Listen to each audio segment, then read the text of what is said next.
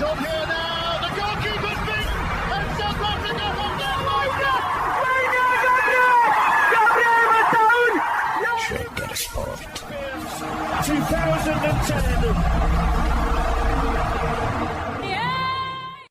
ሰላም ጤና ይስጥልን እንደምናላችሁ የተከበራችሁና የተወደዳችሁ የሸገር ስፖርት ዊዝ አበበ ግደይ የዩቲዩብ ቻናል ቤተሰቦቻችን በያላችሁበት እጅግ አስደሳች ጊዜን እያሳለፋችሁ እንደሆነ ተስፋ እናደርጋለን። መልካሙን ሁሉም ለናንተ እንመኛለን። ታዲያ ይህንን ሸገር ስፖርት ዊዝ አበበ ግደይ የሚለውን የዩቲዩብ ቻናላችንን ሰብስክራይብ አድርጉት፣ የደውል ምልክቱን ተጫኑትና አዳዲስ ፕሮግራሞችን ስንለቅ መልእክት ይድረሳችሁ። ላይክ በማድረግ እንዲሁም ደግሞ ሊንኩን ለሌሎች በማጋራት በተከታዮች ቁጥር እንድንበዛ የምንሰራቸው ፕሮግራሞችም ብዙ ሰዎች ጋር እንዲደርስ የምታደርጉትን ጥረት አጠናክራችሁ ቀጥሉ እንላለን። እስካሁን ላደረጋችሁልን ድጋፍ፣ እገዛ እና እኛን ለማንቃት ለሄዳችሁት ርቀት በሙሉ ምስጋናችን ትልቅ ነው። በጣም እጅግ በጣም አድርገን እናመሰግናለን። ትላንት የተሰማ አንድ ዜና የማንቸስተር ዩናይትድ ቋሚ አሰልጣኝ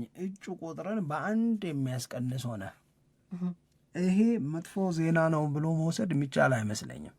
ጥሩ ዜና ነው አይደለም፣ ከባድ ነው። ነገር ግን አሰልጣኝ ማይክል ካሪክ ይህንን የውድድር ዓመት ከማንቸስተር ዩናይትድ ጋር ጨርሶ ከዛም በቋሚነት የማንቸስተር ዩናይትድ አሰልጣኝ ሆኖ እንዲቀጠር የሚያስቡ የሚፈልጉ ባሳያቸው የአምስት ጨዋታዎች ፐርፎርማንስ እና ባስመዘገባቸው ውጤቶች ላይ የተመሰረቱ ጥያቄዎች ይነሳሉ። ይስጡት የሚል አለ፣ ቆይ ገና ነው ብሎ ደግሞ በጥንቃቄ ነገሮችን ማየት የሚፈልግም አለ። ስለዚህ ማንቸስተር ዩናይትድ የሚጠብቅበት የሚታገስበት ወይም ቢታገስ ይሻለዋል የሚባልበት ብዙ ምክንያት አለ። ከእነዚህ ምክንያቶች መካከል አንደኛው የዘንድሮ የውድድር ዓመት ካበቃ በኋላ ካሉበት ክለብ ጋር ስራቸውን ኮንትራታቸውን የሚጨርሱ የተለያዩ አሰልጣኞች አሉ። ስለዚህ ማን አቬለብል ነው ገበያው ላይ የሚለውን ለማወቅ እድል ይሰጣል። ሁለት ካሪክ የውድድር ዓመቱን እንዴት ይጨርሳል የሚለውን ለማየት እድል ይሰጣል። ሶስት የዓለም ዋንጫው እና የዓለም ዋንጫውን መጠናቀቅ ተከትሎ ከብሔራዊ ቡድን ጋር ያላቸውን ኃላፊነት ጨርሰው የሚወጡ አሰልጣኞች ይኖራሉ። ስለዚህ የእነዚህ አሰልጣኞችም ኃላፊነታቸውን መተዋቸው ለነ ማንቸስተር ዩናይትድ ቋሚ አሰልጣኝ መቅጠር ለሚፈልጉ ክለቦች አሪፍ አጋጣሚ ነው ሲባል ነበረ። እናም እዛ ላይ ካርሎ አንቸሎቲ ከብራዚል ጋር፣ ቶማስ ቱኸል ከእንግሊዝ ብሔራዊ ቡድን ጋር አብረው ላይቀጥሉ ይችላሉ ተብለው ከሚዘረዘሩና ተደጋግመው ከሚነሱ ስሞች መካከል የሚጠቀስ ነው። ስለዚህ የእነዚህ አሰልጣኞች ጉዳይን በተመለከተ በቅርበት ስንከታተል ትላንትና ከሰዓት ከተሰሙት መረጃዎች መካከል አንደኛው ቶማስ ቱኸል ከእንግሊዝ ብሔራዊ ቡድን ጋራ የዓለም ዋንጫው ምንም ይሁን ምን አብረው ይቀጥላሉ የሚለው ነው። ስለዚህ የቶማስ ቱኸል እና የእንግሊዝ እግር ኳስ ማህበር ኮንትራት የሚፈራረሙ ውላቸውን የሚያድሱ ቆይታቸውም እስከ 2028 ድረስ የሚቀጥል ከሆነ ለማንቸስተር ዩናይትድ አሰልጣኝ ይሆን ብለን ከምንጠራቸው ሰዎች መካከል አንዱ ቶማስ ቱኸል አይሆኑም ማለት ነው። ስለዚህ ምርጫው ይጠባል። ግን ቶማስ ቱኸል እንኳን ቀረበት ከሚሉት መካከል ስለሆንኩ ለእኔ አሪፍ ነው ብሎ የብዙ ሰው ግን ምርጫ ነበሩ። ቶማስ ቱኸል ማንቸስተር ዩናይትድ በቋሚ አሰልጣኝነት ማንን ሊቀጥር ይገባል ተብሎ ያው ብዙ ሰዎች አስተያየት ይሰጣሉ እና ከስማቸው ከማይጠፋ ለምሳሌ አንድ ሰው 3 አስተያየት ወይም 3 ስም ከጠራ አንደኛው ቶማስ ቱኸል ይሆኑ ነበር በአብዛኛው እንደተመለከት ነው ማለት ነው። ስለዚህ የቶማስ ቱኸል እና የማንቸስተር ዩናይትድ ጉዳይ በጣም ተሳስሮ ሲነገር እንደነበረ በደንብ የተመለከትነው ነገር ነው። ብዙዎቹም ደግሞ የመሆን እድል አላቸው የሚል ሀሳብም ሲሰጡ ነበረ። ግን ትላንት እንደተባለው እስከ 2028 ድረስ የእንግሊዝ ብሔራዊ ቡድንን ለማሰልጠን ያው ኮንትራታቸውን ስላራዘሙ ከማንቸስተር ዩናይትድ ጋር አሁን የእሳቸውን ስም አብሮ ማንሳት ተገቢ ሊሆን አይችልም ብዬ ነው የማስበው። ቶማስ ቱኸልም ማስተያየታቸውን ሰጥተው ነበረ። በጣም ደስተኛ ነኝ፣ እንደገና ደግሞ ኮንትራቴንም ስላራዘምኩኝ የእንግሊዝ ብሔራዊ ቡድንንም እያሰለጠንኩኝ ስለሆነ ኩራት ይሰማኛል የሚል አስተያየታቸውን ሰጥተዋል።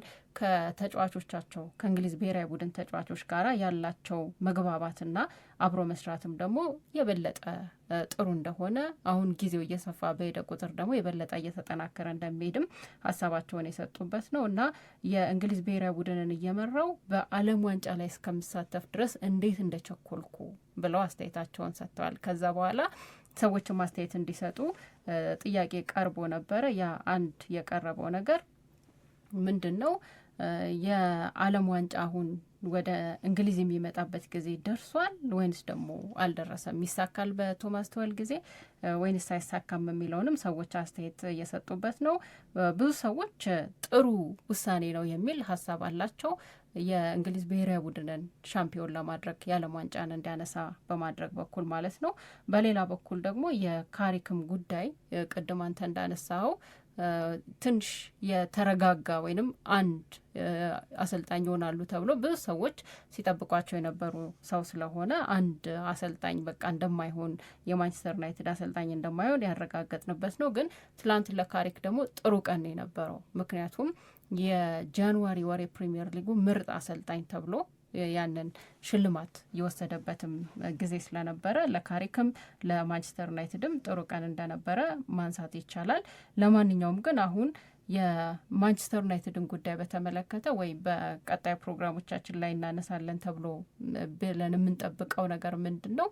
ቀጣዮቹን ጊዜያት ኤቨርተንን እስከሚያገኝ ድረስ ማንቸስተር ዩናይትድ እንዴት ባለ መንገድ ራሱን እያዘጋጀ መቆየት አለበት፣ የትኞቹ ችግሮቹ መቀረፍ አለባቸው የሚለው ላይ ብዙ ሀሳብ እየተነሳ ስለሆነ እሱንም ለማንሳት እንሞክራለን። ግን በዩናይትድ በኩል የሚሰሙት አንደኛው ጉዳይ የካሪክን የመቀጠል ጉዳይ ብዙ ሰዎች ሊያስቡበት ይገባል፣ ወይም የዩናይትድ ሰዎች እንደገና ጊዜ ሰጥተው ማሰብ ይገባቸዋል፣ በተለይ በቀጣዮቹ ጨዋታዎች ላይ የሚያስመዘግበውን ውጤት መሰረት አድርገው የሚል ብዙ ሀሳብ አለ። ስለዚህ የቶማስ ቱኸል ጉዳይ እስከ 2028 ድረስ የብሔራዊ ቡድኑ አሰልጣኝ ሆነው ይቀጥላሉ ማለት ነው። የማንቸስተር ዩናይትድ ጉዳይ ላይ እንግዲህ አሁን የማንቸስተር ዩናይትድ ውሳኔ በጣም በጉጉት የሚጠበቅ መሆኑን ሁላችንም እንረዳለን፣ ሁላችንም እንስማማለን። ግን የማንቸስተር ዩናይትድ አሰልጣኝ አይሆኑም ያልናቸው ቶማስ ቱኸል በማንቸስተር ዩናይትድ ቤት ውስጥ ደስታን የፈጠረ አስተያየት ደግሞ ሰጥተዋል። ትናንትና እንግዲህ ሌላው የነበረው አንድ ስነ ስርዓት በብረስልስ ቤልጅየም የኔሽንስ ሊግ ድልድል ይወጣ ነበረ፣ የብሔራዊ ቡድኖቹ ጨዋታ ማለት ነው። ስለዚህ በሚቀጥለው ወርም ደግሞ የወዳጅነት ጨዋታዎች ይደረጋሉ። ወደ ኢንተርናሽናል ብሬክ ተመልሰን እንሄዳለን። ያ ከመሆኑ በፊት ማንቸስተር ዩናይትድ ቤት ውስጥ በነበረው የውጤት ማጣት፣ በነበረው የተሳትፎ እድል ማነስ ምናምን ከዓለም ዋንጫው ውጭ ከእንግሊዝ ብሔራዊ ቡድን ውጭ ይሆናሉ ተብለው የሚጠበቁ ተጫዋቾች ነበሩ። ለምሳሌ ኮቢ ሜይኖ፣ ሃሪ ማጓየር፣ ሉክ ሻው፣ እነዚህ አይነት ተጫዋቾች በቃ እድላቸው በጣም ጠባብ ነው። የኮቢ ሜይኖን ጭንጭም የነበረው መጪው የዓለም ዋንጫ ነው። ስለዚህ በዚህ የዓለም ዋንጫ ላይ ለመሳተፍ እድል የሚሰጠኝን በማንቸስተር ዩናይትድ የመጫወትን እድል ስጡኝ፣ ይሄ ካልሆነ ደግሞ በውሰት ለሌላ ክለብ ሄጄ ልጫወትና የእንግሊዝ ብሔራዊ ቡድንን አሰልጣኝ ላሳምን የሚል ጥያቄን ይጠይቅ ነበረ፣ በጣም በመደጋገም ማለት ነው። እና አሁን ትላንትና የኔሽንስ ሊጉ እጣ ድልድል ከወጣ በኋላ ማንቸስተር ዩናይትድ ቤት ያሉ ተጫዋቾች እንደገና በእሳቸው አእምሮ ውስጥ ቦታ እያገኙ እንደሆነ ቶማስ ቱኸል ተናግረዋል። ኮቢ ሜይኖ ይሄንን ሲሰማ ምን ያህል ሊደሰት እንደሚችል መገመት ከባድ አይመስለኝም። ኮቢ ሜይኖ ብቻ ሳይሆን ሃሪ ማጓየር እንደዚሁም ደግሞ ሉክ ሻውም የእንግሊዝን ብሔራዊ ቡድን በድጋሚ የመቀላቀል ለእንግሊዝ ብሔራዊ ቡድን እንዲጫወቱ የመጠራት እድል አላቸዋል። አሁን እንግዲህ በሚቀጥለው ወር የእንግሊዝ ብሔራዊ ቡድን ከዩራጓይ እንደዚሁም ከጃፓን ጋር የሚያደርገው የወዳጅነት ጨዋታ አለ። ስለዚህ ኮቢ ሜይኖ እያዩት ነው ወይ እያሳመኑት ነው ወይ ተብለው ተጠይቀው ነበረ ቶማስ ቱኸል። ይህንን ጥያቄ ሲመልስ ሙሉ በሙሉ በጣም እያዩዋቸው ከምገኛቸው ተጫዋቾች መካከል አንዱ ኮቢ ሜይኖ ነው የሚል አስተያየትን ሰጥተዋል። መጀመሪያ ደረጃ ከእንግሊዝ ብሔራዊ ቡድን መጠራት አለመጠራት ምናምንም በፊት እና አስቀድሞ ሁሉም ሰው ማሰብ ያለበት የሚመስለኝ እሱ ወደ ሜዳ መመለሱ በጣም ትልቁ ነገር እሱ ነው እንጂ ወደ ሜዳ ከተመለሰ በኋላ በጣም ትልቅ አቅም አላቸው ከምላቸው ተጫዋቾች መካከል አንዱ ስለሆነ ይህንን ታለንት ይህንን አቅም ያው ልንጠቀምበት የምንችልበት እድል አለ። ስለዚህ የእንግሊዝን ብሔራዊ ቡድን ከዚህ በፊት ወክሎ ለእንግሊዝ ብሔራዊ ቡድን ከዚህ በፊት ተጫውቶ ያውቃል በተለያዩ ቶርናመንቶች ላይ። ስለዚህ ይሄ እንግዳ አይሆንበትም፣ ይሄ አዲስ ነገር አይሆንበትም። ስለዚህ እሱን ወደ ብሔራዊ ቡድኑ እንመልስ ቢባል አንድ እንግዳ ሰው ከዚህ በፊት ለእንግሊዝ ብሔራዊ ቡድን ተጫውቶ የማያውቅ ሰው እንደ መመለስ አይደለም። በክለብ ደረጃ እየተጫወተ ባልነበረበት ጊዜ ወደ ብሔራዊ ቡድን መጥራት በጣም አስቸጋሪ ነው። አሁን እየተጫወተ ነው። ሲጫወት የሚያሳየው እንቅስቃሴም በጣም አሪፍ ነው። ስለዚህ የካሪክ በማንቸስተር ዩናይትድ ቤት ውስጥ እያስመዘገበ ያለው ውጤት ብቻ ሳይሆን በእንደነዚህ ያሉ ተጫዋቾች የብሔራዊ ቡድን ጥሪ ውስጥ የመካተት እድል መጨመር ላይ ካሪክ በጣም በጣም በጣም ትልቅ የሆነ ስራን ነው እየሰራ የሚገኘው። ስለዚህ ለኮቢ ሜይኖ ብቻ ሳይሆን ለሉክ ሾውም ለሃሪ ማጓየርም በጣም አሪፍ ነው የሚሆነው የሚል አስተያየትን ሰጥቷል ማለት ነው። ስለዚህ የወሩ ኮከብ አሰልጣኝ የተባለው ማይክል ካሪክ በማንቸስተር ዩናይትድ ቤት ውስጥ ሊቀጥልም ላይቀጥልም ይችላል። ነገር ግን በማንቸስተር ዩናይትድ ቤት ውስጥ የመነመነ ወደ ብሔራዊ ቡድን የመጠራት ተስፋ የነበራቸውን ኦልሞስት አይጠሩም ልንላቸው የተቃረብናቸውን ተጫዋቾች እንደገና በምርጫ ፍሬምወርክ ውስጥ እንዲገቡ አድርጓል የሚል ዜናም ትናንትና ወጥቷል። ለማንቸስተር ዩናይትድ ልክ መሆን ማለት ምን ማለት ነው? የቱ ነው ልክ? ማንቸስተር ዩናይትድ ልክ ነው ያደረገው የምንለው ምን ቢወስን ነው? ካሪክን ቢያቆይ ነው ወይንስ ልምድ አላቸው የሚባሉት አሰልጣኞችን በቋሚ አሰልጣኝነት ቢቀጥር ነው? የትኛው ነው ልክ? ምን ማድረግ ነው ለማንቸስተር ዩናይትድ ልክ የሚለው ግን የሁላችንም ጥያቄ ሆኖ ይቀጥላል ብዬ ነው ማስበው እኔ።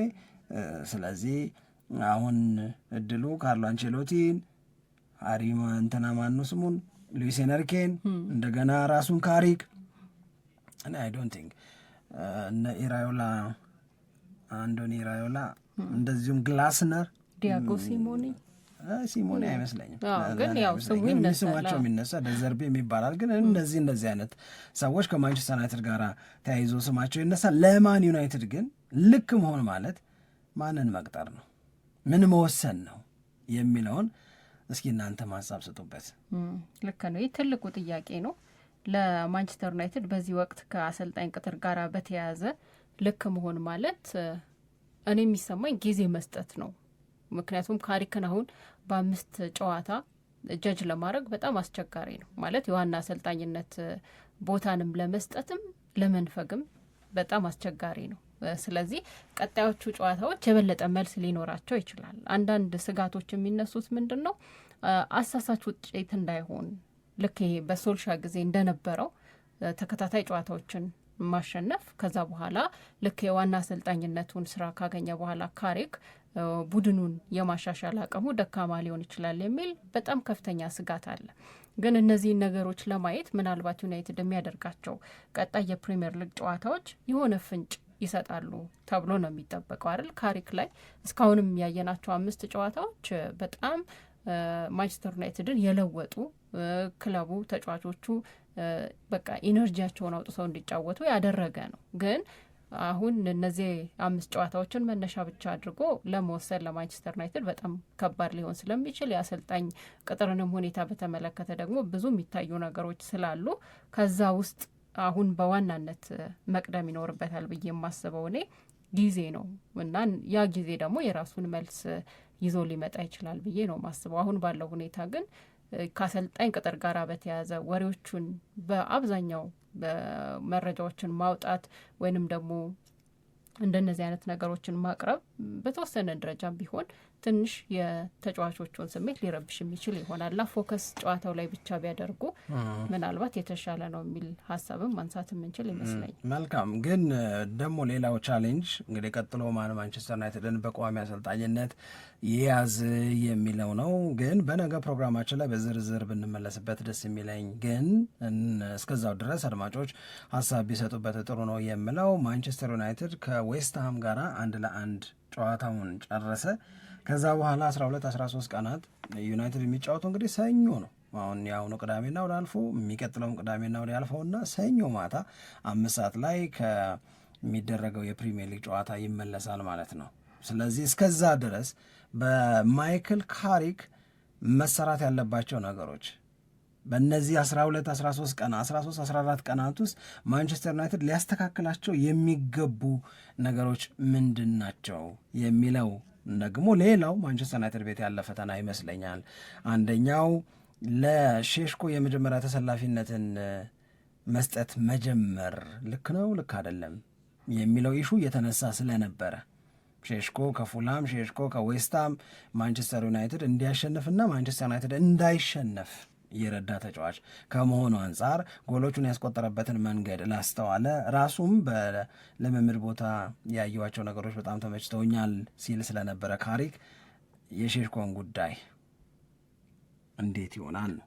ሁለተኛው አሁንም በካሪክ ጊዜ የበለጠ ተሰርቶ መቀየር መቻል አለበት የሚባለው ኳስን ሲቆጣጠር ማንቸስተር ዩናይትድ ለምን ይቸገራል? በቦል ፖሴሽን ወይም በኳስ ቁጥጥር የበለጠ የተሻለ ሲሆን ለምን ይቸገራል? ለምን አሁንም የማንቸስተር ዩናይትድ ተጫዋቾች በሎው ብሎክ የሚጫወቱ ቡድኖች ያስቸግሯቸዋል የሚለውን ለመፍታት እነዚህን ቀናቶች መጠቀምና ቀሪዎቹን 12 ጨዋታዎች ማሳመር ይኖርበታል ወይ?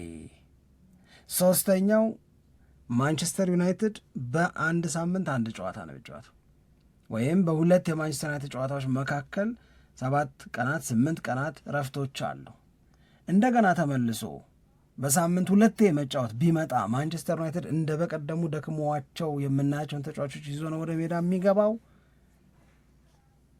ይህንንም እንደዚሁ ማንሳት የሚገባ ይመስለኛል።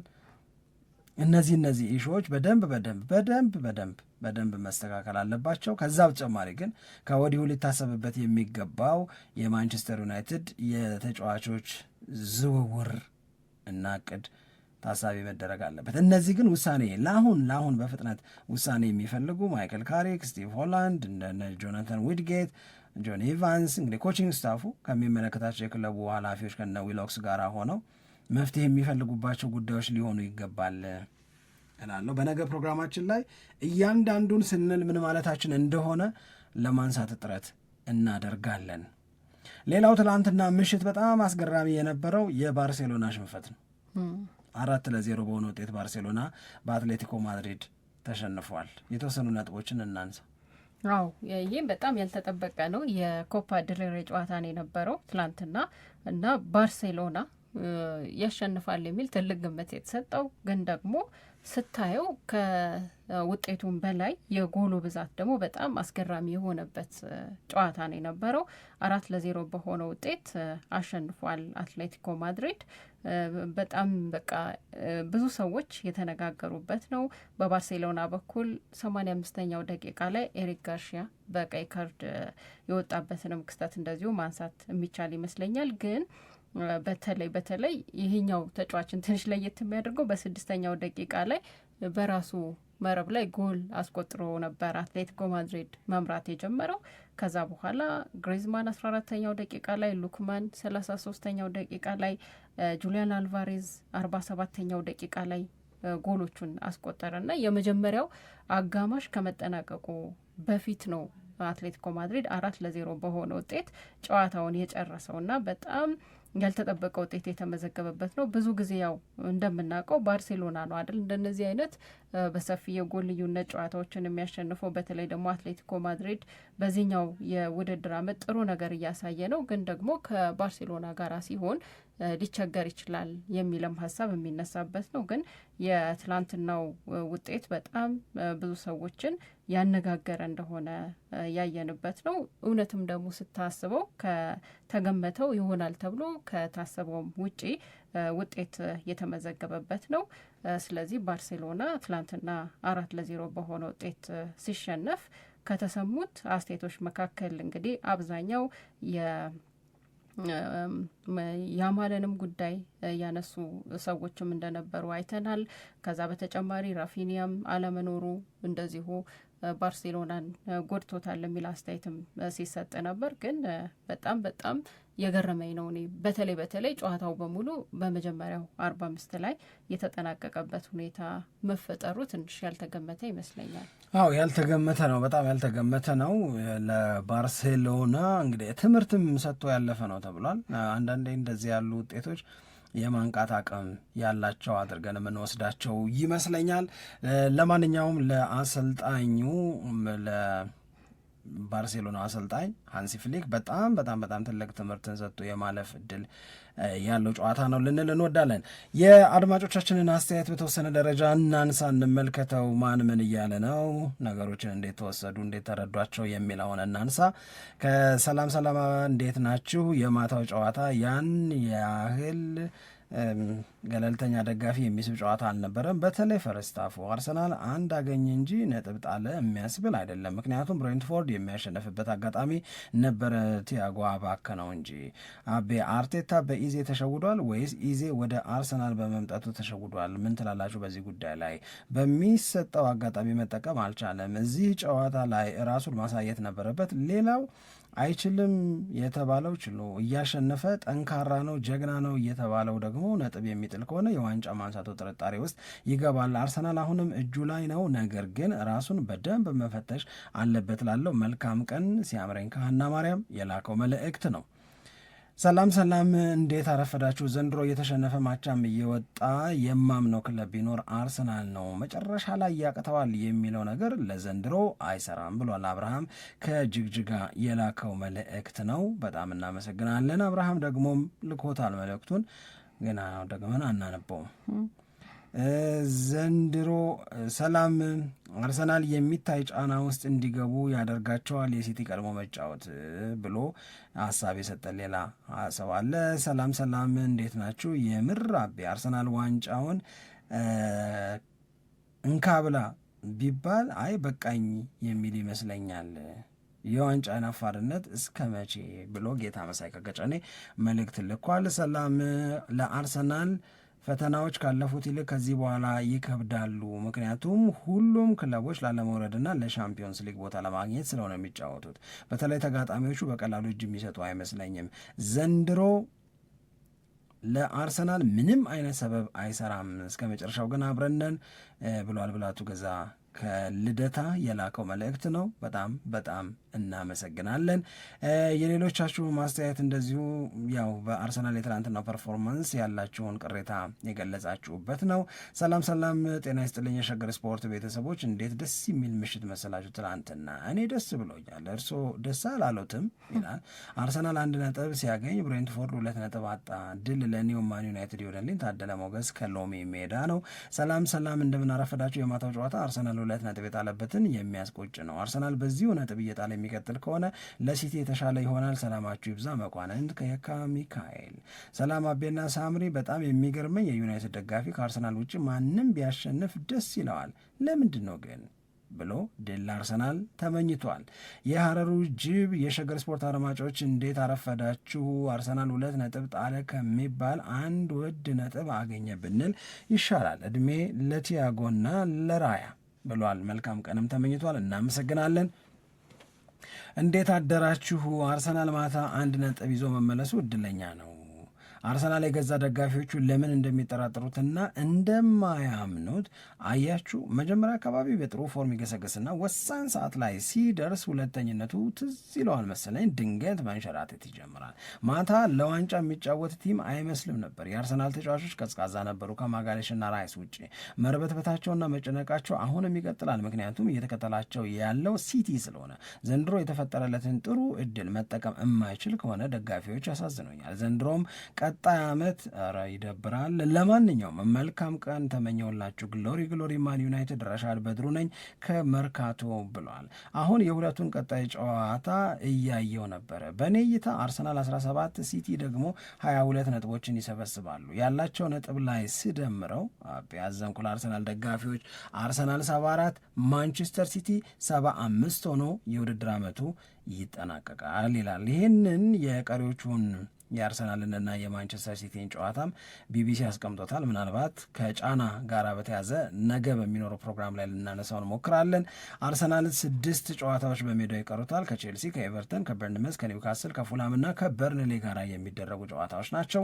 ከሜዳው ውጭ እንደዚሁ 6 ጨዋታዎች ይቀሩታል። ከዎልቭስ፣ ከቶተናም፣ ከብራይተን፣ ከማንሲቲ፣ ከዌስትሃምና ከክሪስታል ፓላስ ጋር የሚጫወትባቸው ጨዋታዎች ናቸው። በአንጻሩ የማንቸስተር ሲቲ ቀሪ 12 ጨዋታዎችን ስንመለከት ከ12ቱ 6ቱን በሜዳው ይጫወታል። ከኒውካስል፣ ከኖቲንግሃም ፎረስት፣ ከክሪስታል ፓላስ፣ ከአርሰናል፣ ከብሬንትፎርድ እና ከአስቶን ቪላ ጋራ በኢትሃድ ስቴዲየም ይጫወታል። ሊድስ፣ ዌስትሃም፣ ቼልሲ፣ በርንሌ፣ በርንመዝ እና ኤቨርተን ደግሞ ከሜዳ ውጪ ማንቸስተር ሲቲ የሚገጥማቸው ቡድኖች ናቸው። ተመልሰን እንምጣ። በያላችሁበት ያማረ ጊዜ እንመኛለን።